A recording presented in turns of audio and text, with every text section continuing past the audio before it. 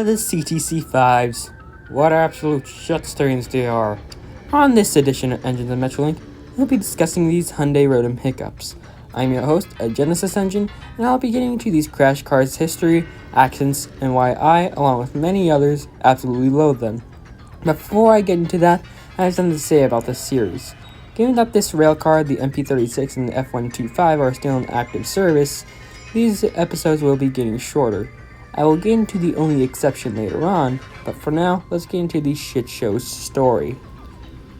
The story begins in 2008. The National Transportation Safety Board had asked Metrolink to get a railcar that'd be stronger than their Bombardier Gen 1s and Gen 2s, whether coach or cab car, after the infamous train collision in Chatsworth of 2008.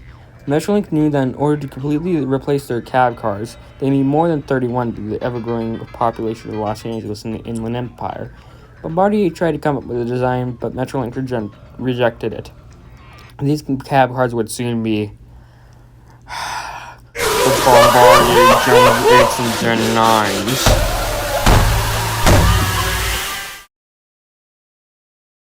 Thankfully, like I said, the Bombardier design was rejected, but Metrolink still needed new cars.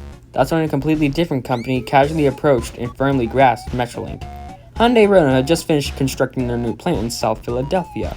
They proposed a CEM design based on the CTC series on MBTA. They used the CTC5s that they made earlier on the MBTA as a basis for the new cars for Metrolink. A total of 56 cab cars numbered 638 to 694 were made between 2010 and 2013. Although due to unknown reasons, cab car 666 was renumbered to 695 in 2014. Onto technical specifications, CTC stands for Controlled Trailer Coach, with the 5 standing for being fifths in the series, as MBTA also had the CTC1, CTC2, CTC3, and CTC4 built by Pullman, Budd, Messerschmitt, and Kawasaki respectively. The cars came equipped with positive train control, as Metrolink mandated it after the collision at Chatsworth. Now here's where I start to assume things here, as I cannot find descriptive info on these cars. If you have the info I'm looking for, please leave it in the comments below.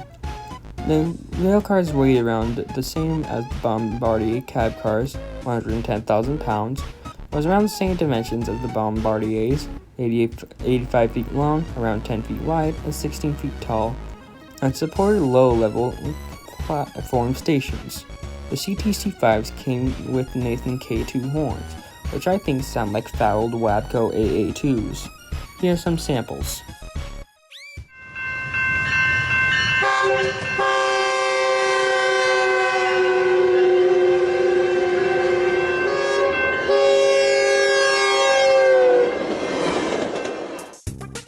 Now, why do I, and many others, hate the Rotom cars? Well, first off, they replaced completely legendary cab cars. That's, I think, obvious. Second, they have horns that sound like complete garbage. It sounds like 2 squeaky trombones played at once. Third, from what I heard, seats of the Rotom cars are rock solid compared to the softer seats of the Bombardiers. And finally, they made Metrolink look like a laughingstock. What do I mean? Well, let's get into the accidents. On February 24, 2015, Metrolink Train 102 was on the Ventura County line when a repeat of the Oxnard train truck collision of 2005 occurred.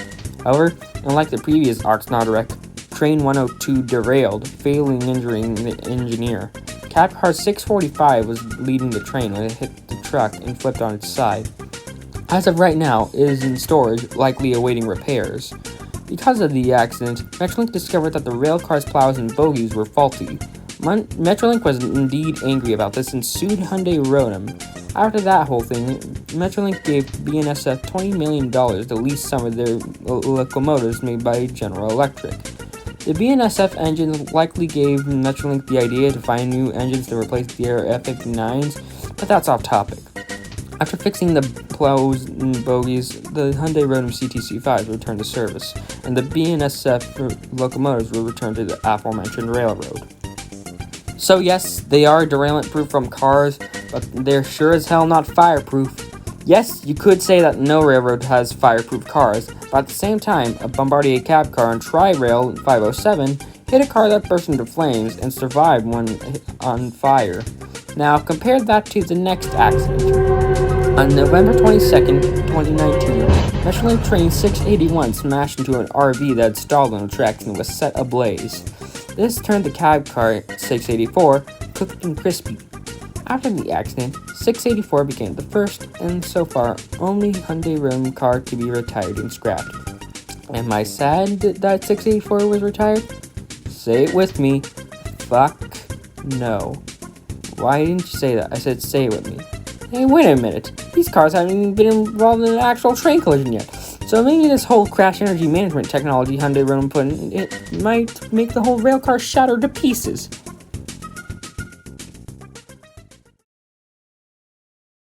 Despite all the things we hate about these cab cars, we have no choice but to accept them on Metrolink's service. Sure, I'll never be able to see another Bombardier cab car, sadly, but that's what life is. For these cars, they were and still are a middle finger to Metrolink, but they will also be a part of the history of Metrolink, the Southern California Regional Rail Authority.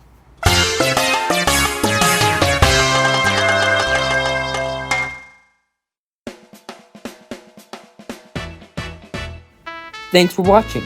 Now you know why I absolutely hate the Bombardier and Hyundai Rotem CEM cab cars.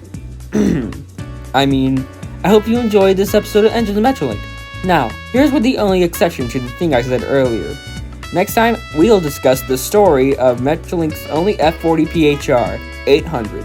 Stay tuned, and thank you again for watching.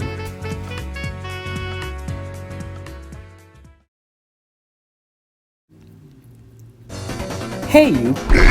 Are you tired of being a sad fuck and want to chat with people? Ever wanted to communicate with other people and rebel against me because I like the P40DC more than the F40PH? Well, now you can! Thanks to my new Discord server. Chat with friends, get to know me more, and hey, even watch some Discord exclusive streams. Please note that the server is not finished yet, link in the description. So stop by Genesis's Cove and let's have some fun.